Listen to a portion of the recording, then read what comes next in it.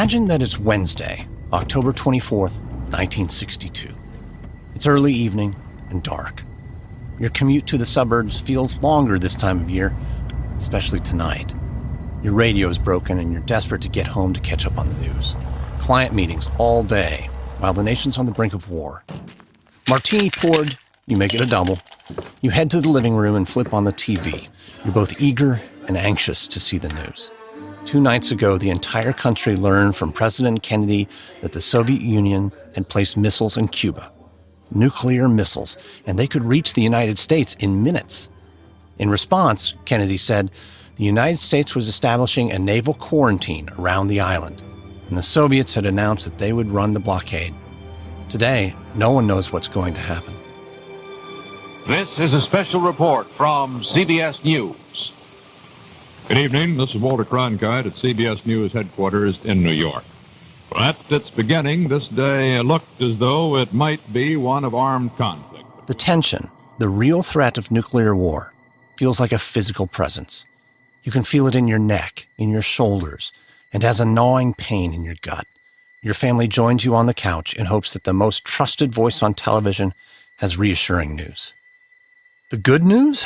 The United Nations has a plan to de-escalate the crisis. But CBS correspondents in Washington, New York, and the Pentagon suggest this crisis in Cuba cannot be confined to the Caribbean. Last year, the Soviets put up a wall separating West Berlin from the rest of Soviet-occupied East Berlin. In response, the United States declared that it had deployed hundreds of nuclear weapons throughout West Germany. Even Cronkite, that voice of reason, seems anxious. His eyes dart back and forth, and he blinks uncontrollably while talking to the correspondents. This is the point at which we are concerned that there might be shooting among the ships at sea, that in the story that we heard a great deal of today, the possibility that invasion might have to be undertaken to assure that those bases are eliminated. If invasion is undertaken, the Russians have said that they would retaliate with rocket fire. We have said if there's rocket fire from Cuba, we will retaliate, and there goes the whole ball game. The whole ball game. By 1962, both the United States and the Soviet Union had enough nuclear weapons to destroy the entire world many times over. The threat of nuclear apocalypse loomed large in Cold War culture, and there was absolutely nothing the average citizen could do about it. And yet, when the moment came, neither President Kennedy nor Soviet leader Nikita Khrushchev could bear to pull the nuclear trigger. We survived the Cold War, but just barely.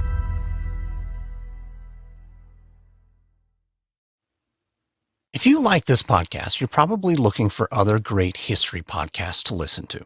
Wondery, the network behind this show, has other podcasts for you, especially if you love the way we tell stories here on American History Tellers.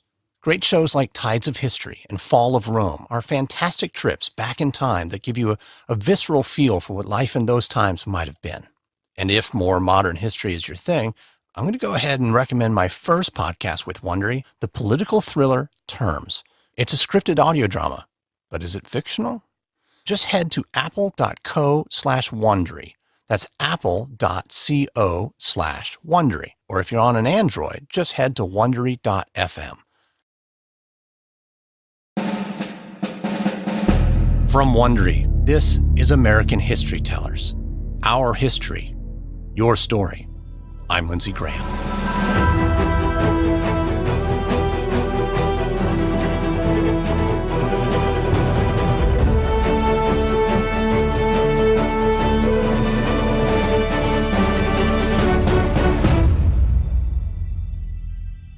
In the first 2 episodes of our 6-part series on the Cold War, I talked a lot about ideology, communism versus capitalism, and how the United States and the Soviet Union hoped to win the battle for hearts and minds.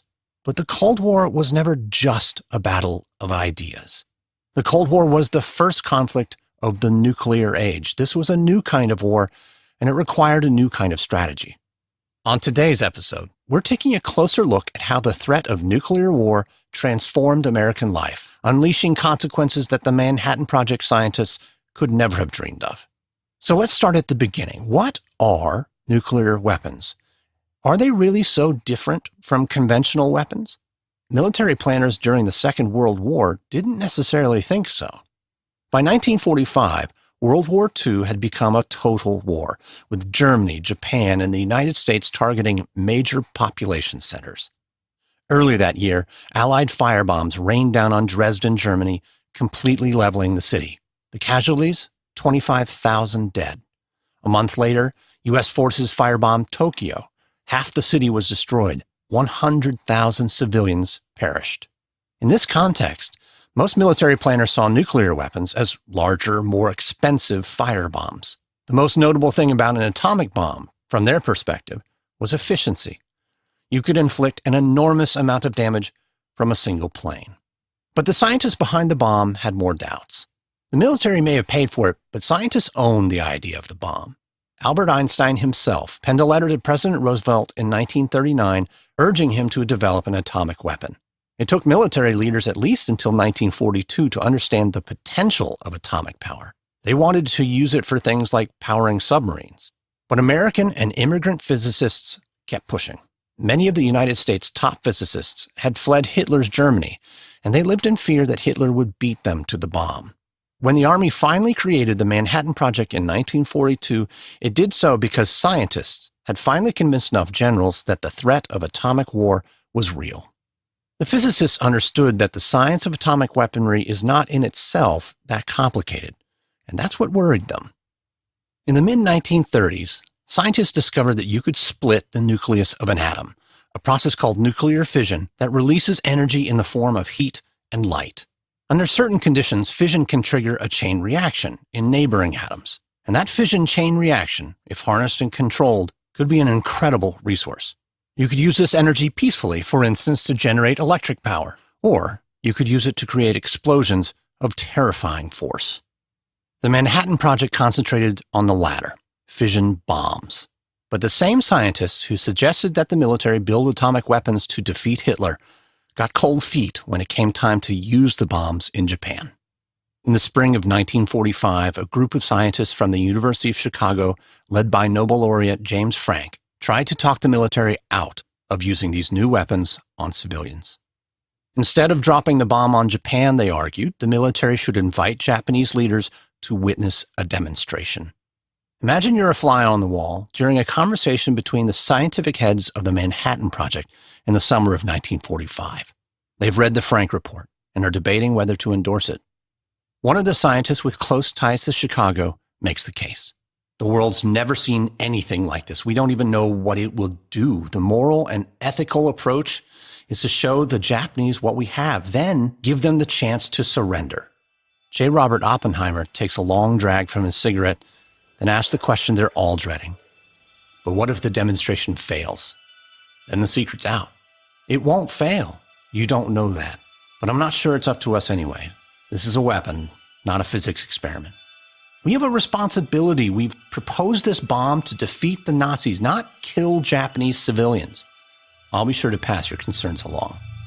Oppenheimer did tell the military brass what other scientists thought, without endorsing the ideas. He, like his military superiors, wondered what was the point of investing millions of dollars in a weapon that couldn't be used. On August 6, 1945, the Enola Gay dropped the first atomic bomb used in warfare over Hiroshima. Over 80,000 people were killed instantly. 3 days later, the Bockscar dropped the second atomic weapon over Nagasaki. At least 40,000 people died in the firestorm. Over the next few weeks, tens of thousands more died from burns and radiation sickness.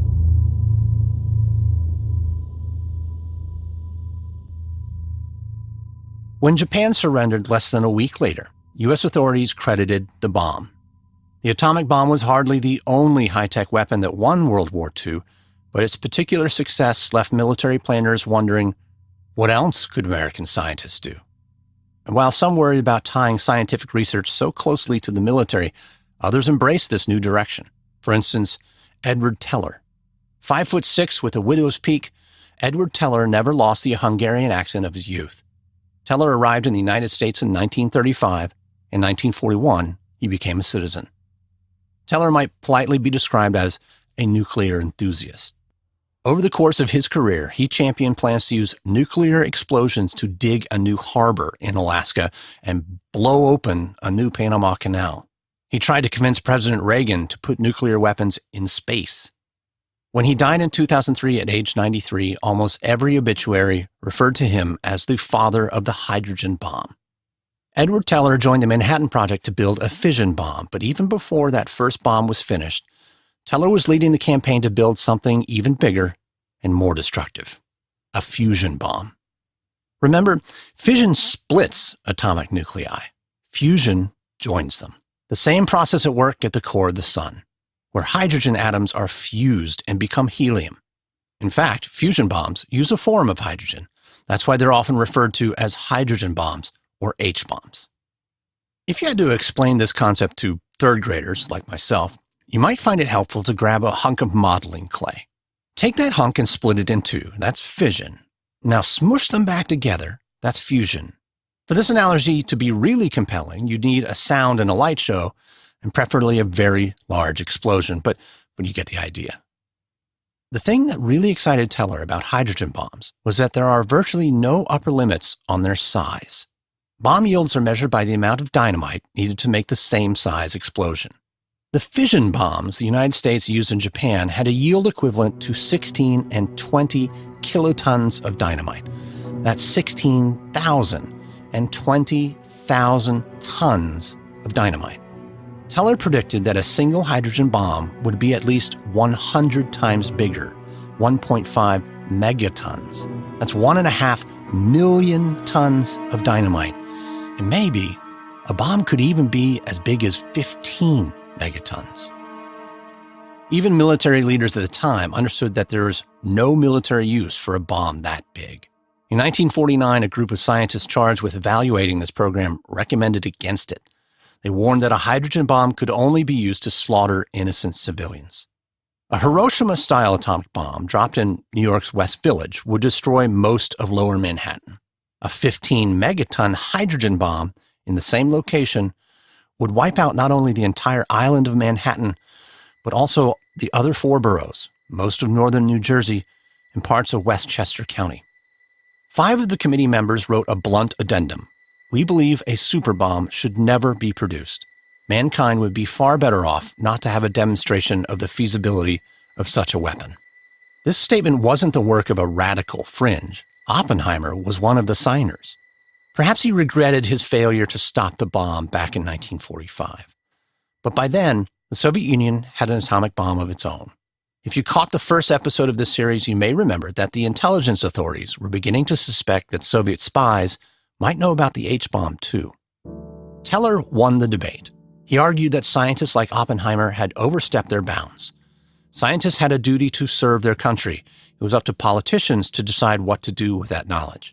President Truman declared the United States would build a hydrogen bomb, and the arms race was underway. The United States tested its first thermonuclear device in November 1952. I say device instead of bomb because it was as big as a house. Still, even though it wasn't the kind of bomb you could drop from a plane, the Ivy Mike test showed that Teller was right. Hydrogen bombs were enormous. Ivy Mike's yield came in at about 10 megatons. It vaporized an entire Pacific island. The following year, the Soviets detonated their own hydrogen bomb.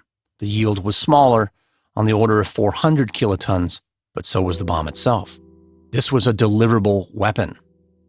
For the rest of the Cold War, the United States and the Soviet Union would spend hundreds of millions of dollars developing seemingly endless varieties of nuclear weapons. The biggest, the Soviet Union's Tsar Bomba, topped out at almost 60 megatons. The smallest, the Davy Crockett, had a yield of only 20 tons. Starting in the mid-1950s, most research went into finding new ways to deliver existing weapons. The earliest nuclear weapons would be dropped from airplanes, but military planners dreamed of sending bombs to their destination within minutes atop intercontinental ballistic missiles, more commonly known as ICBMs.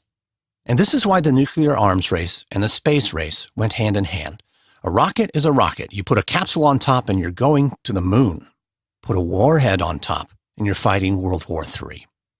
When the Soviet Union successfully launched the first artificial satellite, Sputnik, in October 1957, it demonstrated its ability to successfully launch and control an ICBM. If you could loft a satellite into space, you could put anything up there. After an initial fright, the United States caught up quickly, launching its own satellite atop its own ICBM in January 1958. We call it Explorer 1. Eventually, the United States created what came to be known as its nuclear triad. Nuclear weapons could be delivered from torpedoes launched from submarines, from underground missile silos, or from airplanes. Each system was unbelievably complex, involving not only the bombs themselves, but also solid and liquid fuel systems, electronic guidance systems, computer software for tracking, new materials that could survive re-entry, and on and on. And the success of all of these systems depended on the human beings sitting behind the controls. Imagine that it's 1961. You're an airman in the U.S. Air Force. You're stationed at a base in Plattsburgh, New York, a picturesque town just south of the Canadian border.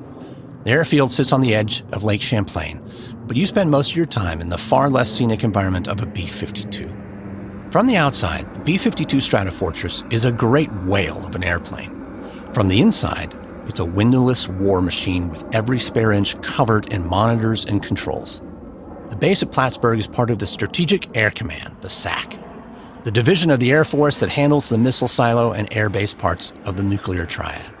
SAC is worried that a Soviet first strike might wipe out the nation's missile silo complex.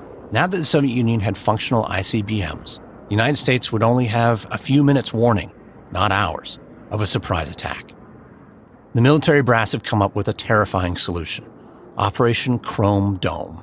The Air Force will keep 12 nuclear-armed B-52s in the air at all times. 2 of them will fly out of Plattsburgh. Congratulations, men, you got a new mission. Starting today will be the first line of defense against a Soviet nuclear attack. Are you up for it? Yes, sir! The commanders fill you in, but it's such a surreal mission that none of you can quite believe it. That night, you and your fellow airmen pass around a bottle and talk about what you've heard. Technically, liquor is contraband, but this is a special occasion. Let me get this straight. We're going to fly in circles over Greenland, way up above the Arctic Circle, carrying live Mark 28. But we're in luck. The Mark 28 is a little bomb. Some of them are barely 70 kilotons. And we're not supposed to use them, just fly around with them for hours above the Arctic. I feel so much better now, thank you. The bottle makes another round. After some predictable dark jokes, the conversation turns more serious. But really, why Greenland? Well, the Air Force has a base in Tula. It monitors the skies for incoming Soviet missiles. But if the Russians wanted to attack us, they'd knock out Tula first. So our job is to monitor the monitor. And so if anything happens to Tula, we'll be making a surprise delivery. But the weapons aren't armed, right? Right, supposedly. But there's got to be a way for us to arm them in the air, or it wouldn't work. This seems like a bad idea, even for SAC. I mean, if it's a nuclear war, how do you trust the signals? What happens if the plane crashes? Won't the bombs explode? Yeah, probably. Spare and remote do not begin to describe where these airmen are headed. It's all ice, snow, runways, and radar stations. The sun sets in October and does not return until February. Not that you'll know the difference from the belly of a B-52. It'll be an appropriate landscape to contemplate the end of the world. The nuclear Cold War combined moments of high terror, like the Cuban Missile Crisis, with mind-numbing routine. For the next 7 years, 12 B-52s cruise the skies at all times, each armed with 2 to 4 hydrogen bombs. The crews hoped simultaneously for something to relieve their boredom and that the call would never come. Except in times of crisis, their work was largely invisible to the American public, but out of sight isn't quite out of mind.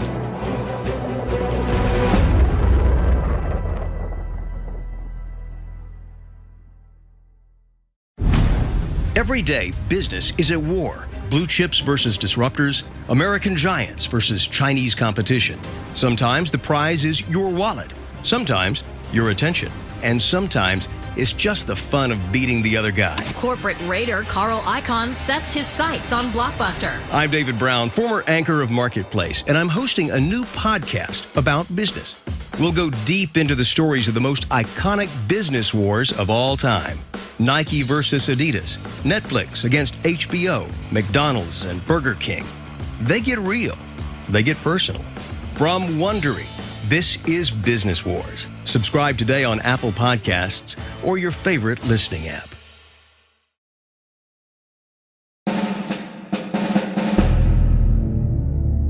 Imagine that it's 1959, and you're an engineering student at MIT. Put aside any images you have of modern Cambridge, Massachusetts, or even the modern MIT. In the late 1950s, the neighborhood around MIT was a little bit grubby. This was a neighborhood of fading factories and wooden triple-deckers, not tech startups and high-end condos. The Institute had expanded rapidly over the past decade, flush with Cold War funds. Even strangers to the campus can see the university's growth in its architecture. Core buildings nestled close to the Charles River are solid, impressive, conservative, neoclassical, lots of bricks and limestone. But you're headed to a new, grittier part of campus, specifically a converted factory rumored to smell of shoe polish. You're headed to the instrumentation laboratory, the iLab for short. You'll be graduating next year, but you've never been inside the iLab. With an MIT mechanical engineering degree, you could do almost anything you want, maybe even move to Detroit and design the next Thunderbird. But what's lured you over here today is the possibility of putting humans into space. Word around campus is that the iLab's going to get a NASA contract. Your first surprise comes before you're even past the front doors. The iLab has a security guard. Officially, the iLab does research in aeronautics, but unofficially, the iLab is a de facto military institution. Even though it's located on campus and grants graduate degrees, almost everything happening within these walls is sponsored by the Army, the Navy, or the Air Force. A secretary whisks you into the office of Professor Walter Wrigley. He's a professor of aeronautics and has a second, more dramatic title, the iLab's declassification officer. After some idle chit-chat about the lingering odor of shoe polish, Wrigley starts selling you on the graduate program. You won't find an air tunnel like ours anywhere else in the world, and if you're interested in guided missiles, well, no one else does that. Missiles? I know MIT's doing the research, but surely the Pentagon handles the development. Wrigley leans back, puts his arms behind his head. No, not exactly. I can't get into the specific details of the equipment, but we've got a womb-to-tomb contract for the Navy's Polaris guidance system. We're a federal contract research center, which means that we carry out research on behalf of the government. We're like a mini Los Alamos, right here in Cambridge. Huh. If you had wanted to work on weapons, you would have gone into the military. You say as much, in more polite terms. But if I apply to this program, it's because I want to work on spaceflight. NASA is a civilian agency. Is everything here classified? No, not necessarily, but the thing is, an inertial guidance system is flexible. You can use it in a Polaris missile, or you can use it in a space capsule. If you work with us, I can't guarantee that your thesis won't be classified. He says that like it's a selling point. You leave the meeting perplexed. And the more you look into the program, the more confused you become. About half the graduate students are military officers, and you can't get a good sense of the courses being offered. Even course titles are classified. Nor can you review the work of other students. Anything on guidance systems for missiles is classified. And here's the thing. This program isn't separate from MIT's aeronautics program. It is the aeronautics program. If you want a career in spaceflight, you've got some hard choices to make. This hypothetical engineering student might have had a similar experience at any number of prestigious universities. Johns Hopkins, Stanford, Columbia, Princeton, the University of Chicago, the University of Michigan, all of these hosted major defense research laboratories. In the most striking case, the University of California officially managed Los Alamos National Laboratory from the beginning of the Manhattan Project until 2006. By the late 1950s, defense funding dominated several scientific fields, including physics, electronics, aeronautics, and materials science. According to the historian Stuart Leslie, about 80% of the federal R&D budget in the 1950s came directly from the Department of Defense. Some of this money went to universities like MIT, and some went to the military's own in-house labs, but the bulk of it went to defense contractors like Lockheed, RCA, General Electric, and Westinghouse. Leslie's research suggests that the DoD sponsored a third of all industrial research in the 1950s, with the number as high as 75% in electronics. As the 1950s wore on, the lines dividing academic, military, and industrial research became more and more blurred. Campuses like MIT and Johns Hopkins housed weapons development programs.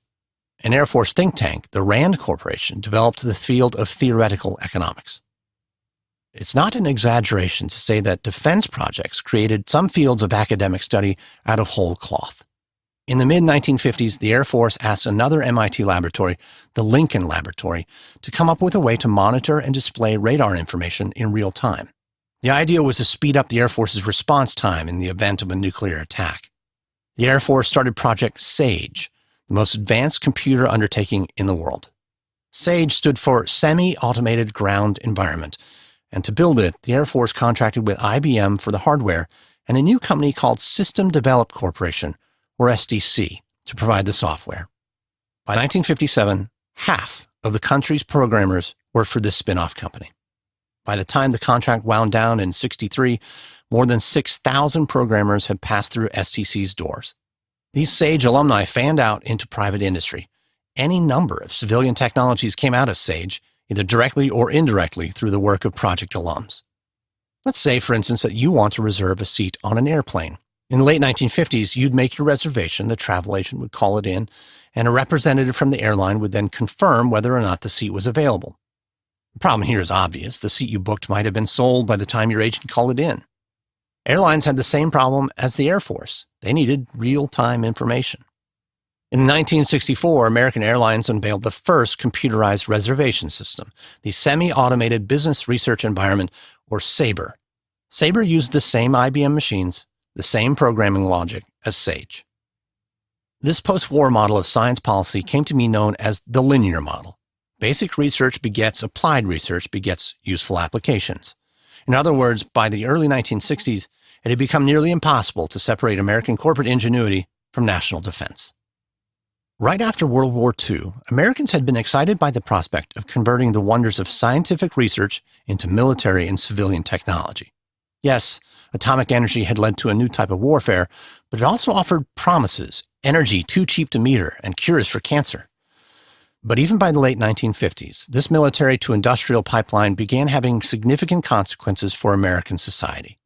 Think back to the first episode where I talked about the differences between American capitalism and Soviet communism. During the Cold War, American politicians opposed any kind of centralized planning, even in scientific research. Government-led planning was part and parcel of communism, so the United States government wouldn't do it in science or anything else. According to the logic of anti-communism, American innovation would be driven by private industry and unfettered genius. But by the mid-1950s, the research economy was being shaped more by military needs than anything else. The military was investing so heavily in certain industries like aeronautics and electronics that private companies were shaping their research programs to build weapons. From a business perspective, this made sense. Government contracts carried less risk than product development, but it also meant that private industry wasn't necessarily looking beyond its next government contract. This wasn't a planned economy exactly, but it wasn't unfettered free enterprise either. Something similar was happening within universities, traditionally the home of basic research. In the United States, federally funded civilian research programs emphasized scientific freedom. But Congress found it hard to get excited about a research program driven by scientific interests instead of national needs. Funding for civilian research lagged, but defense appropriations went up and up. And since the military thought scientific discoveries had won World War II, they wanted to fund scientific research. The end result? The military became the de facto funding agency for all kinds of scientific and technical research, even basic research, even at universities. The budget of the National Science Foundation paled in comparison to that of the Office of Naval Research. So in the 1950s, the DoD was calling the shots in American R&D. On January 17, 1961, President Dwight Eisenhower gave his farewell address. Farewell addresses aren't usually memorable events.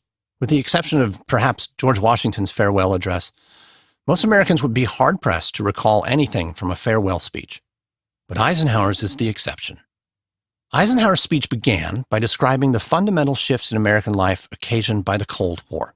So far, he said, the United States had weathered each new crisis with its spirit intact. The United States had developed stronger defenses than ever before and a research system that was the envy of the world. But from there, Eisenhower's speech turned darker. He warned that Americans had lost sight of balance between actions of the moment and the national welfare of the future. He was particularly worried about the growth of the defense industry. Until the latest of our world conflicts, the United States had no armaments industry. American makers of plowshares could, with time and as required, make swords as well. But we can no longer risk emergency improvisation of national defense. We have been compelled to create a permanent armaments industry of vast proportions. If you listen to this in isolation, it sounds like Eisenhower, a former general, might have been celebrating the strength of national defense. But that's not quite what he's up to. He's already warned his listeners about balance. But now he goes further. This conjunction of an immense military establishment and a large arms industry is new in the American experience. The total influence, economic, political, even spiritual, is felt in every city, every state house, every office of the federal government. We remember Eisenhower's address because it gave name to a phenomenon that many Americans have observed but lacked language to describe. In the councils of government, we must guard against the acquisition of unwarranted influence, whether sought or unsought, by the military-industrial complex. The military-industrial complex. It's a powerful phrase, and Americans were increasingly uneasy about what we had to show for this. Sure, by the early 60s, we had enough nuclear warheads and ICBMs to destroy the Soviet Union many times over, but the Soviets also had enough nuclear warheads and ICBMs to destroy the United States. A hot war would likely destroy the entire world. But Eisenhower was warning Americans that the Cold War posed a threat to their democratic institutions, their economy, even their spiritual life.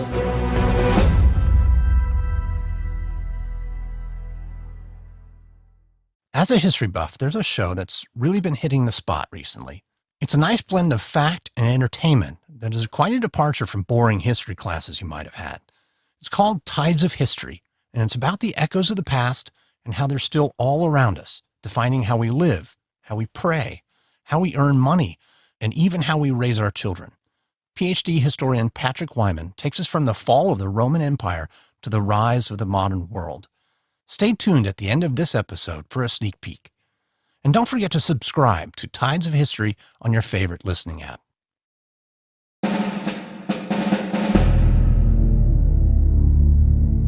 All this talk of nuclear weapons, could they actually be used? There was a turtle by the name of Bert, and Bert the turtle was very alert. When danger threatened him, he never got hurt. He knew just what to do. He'd duck and cover, duck and cover. For most Americans, the answer was obvious. No, these weapons would not be used. Virtually no one believed that you could survive a nuclear war by taking cover beneath a desk. Now, this didn't stop thousands of schools from holding bomb drills and hospitals from building bomb shelters, but no one took those as effective measures against thermonuclear destruction. Americans moved to the suburbs in part because they thought they'd have a better chance of surviving a nuclear attack. Bombs were more likely to be dropped on dense population centers, after all. Suburbs, farther away from city centers and more sparsely populated, might buffer against calamity. Plus, the new suburban backyards offered plenty of space to build fallout shelters. Eisenhower himself wasn't sure whether the country could survive a nuclear war. A quick Google search turns up lots of pessimistic Eisenhower quotes about nuclear war, and the surprising thing is, most of them are very real. Eisenhower really said, for instance, that any nation that survived a nuclear war would end up a dictatorship. He really said that in the event of a nuclear attack, you might as well go out and shoot everyone you see and then shoot yourself. And yet, in the logic of the Cold War, the country's survival depended on acting as if all-out nuclear war was not only a real option, but survivable. And because someone had to keep control of the nuclear weapons, it was especially important to make sure that the government survived. Put yourself in Adams County, Pennsylvania, just north of the Maryland border in 1951. For years now, government agents have been buying up property. Fields, pastures, hillsides. Topography didn't seem to matter. The feds were interested in what was underneath. At this point, in 1951, construction had finally started. You and some of your neighbors have taken up positions across the entrance to watch the action. Between the lingering mountain fog and the diesel exhaust, it's hard to get a good view, but you immediately notice the armbands on the security guards. What are they doing? Got to start with the tunnel. It's been a steady stream of dump trucks coming out all morning. Hey, are those MPs? Why are there military police at a construction project? Oh, I thought you knew. They're building a little Pentagon here in Pennsylvania. If the Russians attack, this is where the government will end up. A bunker? That doesn't make sense. We're more than 50 miles from D.C. How could you get the government here? How can you run a country from a hole in the ground? Your neighbor shrugs and agrees with you. It doesn't make any sense. And yet, as journalist Garen Graff describes in his new book, Raven Rock, the government built nearly 100 bunkers in an arc surrounding Washington, D.C. in the 1950s. The mountains and caves of Pennsylvania, Maryland, West Virginia, and North Carolina held the infrastructure to run a shadow government in the event of nuclear war. If the residents of Adams County had ever been allowed in the facility underneath their land, they might have been shocked at what they found. 1,000-foot-long tunnels, enormous blast doors, 100,000 square feet of office space built on coiled springs. These were facilities designed to withstand a nuclear attack. The State Department made plans to relocate to Fort Royal, Virginia. The Supreme Court would move to Asheville, North Carolina. Congress would be evacuated by train to an enormous bunker underneath the Greenbrier Resort in West Virginia. Civil defense officials prepared elaborate lists of helicopter pickup points throughout Washington, D.C. in the event of an emergency. All of these preparations were premised on the idea of protecting the existence of the American state. Yet, as Graff explains, no one seriously thought that the democratically elected officials would make it out of Washington alive. If the president, the vice president, the secretary of defense, and the joint chiefs of staff were all killed in a nuclear attack, who would be authorized to launch a counterattack? In the nuclear age, war planning meant planning for continuity of government. Someone had to be in charge, because only one person could order a nuclear attack. Cold War planners came up with a line of succession that stretched into the hundreds. As Graff explained, under no circumstance would the presidency itself remain vacant. So let's back up a moment and think about why this was the case. Nuclear weapons raised the stakes of warfare, obviously. A simple misunderstanding or mistake could cause a nuclear holocaust. But theories of nuclear deterrence acted as if mistakes weren't possible. The Air Force's theorists at the RAND Corporation dreamed up elaborate scenarios of warfare, game theory, that depended on leaders acting like rational actors. Here's the idea: mutually assured destruction, or MAD for short. MAD assumes more nuclear weapons add stability to the nuclear system by limiting the advantage of a first strike. Let's say, for instance, that the Soviet Union launched 35 ICBMs topped with hydrogen bombs. Presumably, Washington, New York, and LA would be wiped out, but the United States is a big country. At least a handful of missile silos would survive. And don't forget about those 12 B-52s circling the Arctic. The United States could strike back, wiping out Moscow, Leningrad, and Kiev. In MAD, any use of nuclear weapons virtually assures total annihilation. The least damaging scenario involves hundreds of millions of casualties. But MAD also assumes that only one person could decide to pull the trigger, and that that person understands the consequences. MAD has no margin of error. Journalist Eric Schlosser explores this concept in his fascinating, terrifying book, Command and Control. Schlosser builds his book around an accident in a missile silo in Damascus, Arkansas. But it's really a story of the illusion of nuclear safety. The military referred to close calls involving nuclear weapons as broken arrows. Here's why the book's so frightening. At one point, Schlosser reports that the military cataloged more than 1,000 significant incidents and accidents involving nuclear weapons between 1950 and 1968. Elsewhere, Schlosser describes nuclear safety as an always-never problem. By that, he meant nuclear weapons need to always be available in the event of a crisis, and they must never be used accidentally. The same system that kept a rogue military officer from launching a world-ending nuclear strike might prevent the Strategic Air Command from responding if the president were killed. Now, I've just described to you the government's elaborate plans to make sure that one person was always in charge. But in reality, the military would not stand for this. They saw it as irresponsible. If Washington, D.C. was wiped off the face of the earth, the Air Force was damn well going to respond. And so, with great reluctance, President Eisenhower delegated nuclear launch capabilities to a handful of commanders, to be used only in an emergency, only if the president could not be reached. When President Kennedy arrived in office in 1961, he was appalled to realize that most of the nuclear stockpile could, in fact, be launched without an order from the president. Once again, the military turned to a technical solution. They developed an electromagnetic switch, known as a Permissive Action Link, or PAL, to prevent unauthorized uses. But the Air Force and Navy resisted installing PALs on the bombs of their planes and in their silos and submarines. Instead, they turned to human solutions, like two-man authorization, to make sure that the bombs weren't used without permission.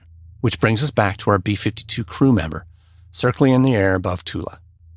The commander wing wasn't lying. The nukes weren't armed. But if the crew mutinied and wanted to use the nuclear weapons, the Strategic Air Command would have few options to stop them. Sure, they could shoot down the plane, but downing a plane carrying nuclear weapons, even unarmed nuclear weapons, poses its own risks. And there were accidents. When a B-52, armed with 2 Mark 39 hydrogen bombs, fell out of the sky over Goldsboro, North Carolina in 1961, we were lucky. The Air Force knew what was happening. The plane had a fuel leak, had radioed in, and crashed before it could return to base. Neither bomb on that plane detonated, but one came awfully close. Documents declassified in 2013 at Schlosser's request showed that 3 of the 4 safeties failed in that intact bomb. Had the bomb fired, it would likely have killed more than 40,000 people. Most of eastern North Carolina would have been showered in radioactive fallout. And this would have been a best-case scenario, because the military would have known it was an accident. On January 21st, 1968, one of the B-52s flying above the Arctic crashed. In an attempt to stay comfortable in the relatively dull flight, the pilot had stuffed extra cushions under his seat. The cushion, and then the plane, caught fire. It crashed 4 miles short of the runway. Remarkably, 6 of the 7 crew members survived. Once again, the pilots had been in touch with the airfield. Once again, the bombs did not detonate. But the explosives surrounding the bomb cores did. When the base commander saw the giant fireball out on the ice, they knew what was happening. What if the plane had crashed closer to the base? What if the pilots hadn't been able to make contact? As it was, Thule didn't notify the SAC about a potential problem until after the plane had crashed. Schlosser dryly puts it, the partial detonation of a nuclear weapon, or 2 or 3, without any warning at the airbase considered essential for the defense of the United States could have been misinterpreted at SAC headquarters. Nobody expected the Thule monitor to destroy Tula. The day after the Thule crash, the Air Force ended Operation Chrome Dome. It is utterly remarkable that humanity survived the Cold War. Nuclear war was ultimately not survivable, and American leaders knew it. Think back to the Cuban Missile Crisis, where we opened the show. If there was ever a moment to push the button, that was it. All the red lines had been crossed. At the worst moments of the Cold War, during the Cuban Missile Crisis, the theory of mutually assured destruction worked. Faced with the choice of destroying everything or backing down, both Kennedy and Khrushchev did the latter. May our luck continue to hold. Next time on American History Tellers, we'll look at how Americans made sense of the nuclear weapons that structured so much of their lives. We'll talk about Americans' short-lived love affair with the atom, and what happened when the bloom was off the rose. Bikinis, the environmental movement, and consumer protections have more to do with nuclear weapons than you might think. I hope you enjoyed this episode of American History Tellers. If you did, please do give us a 5-star review and tell your friends to subscribe. We're available on Apple Podcasts, Stitcher, NPR One, and every major listening app, as well as Wondery.com. If you're listening on a smartphone, tap or swipe on the cover art of this podcast. You'll find the episode notes, including some details you might have missed. You'll also find some offers from our sponsors. Please support our show by supporting them, and thank you. American History Tellers is hosted, sound designed, and edited by me, Lindsey Graham, for Airship. This episode is written by Audra Wolf, Ph.D. Executive producers Ben Adair and Hernan Lopez for Wondery. And now, a preview of another Wondery original, The Tides of History. Everywhere around us are echoes of the past. Those echoes define the boundaries of states and countries, how we pray and how we fight. They determine what money we spend and how we earn it at work, what language we speak, and how we raise our children.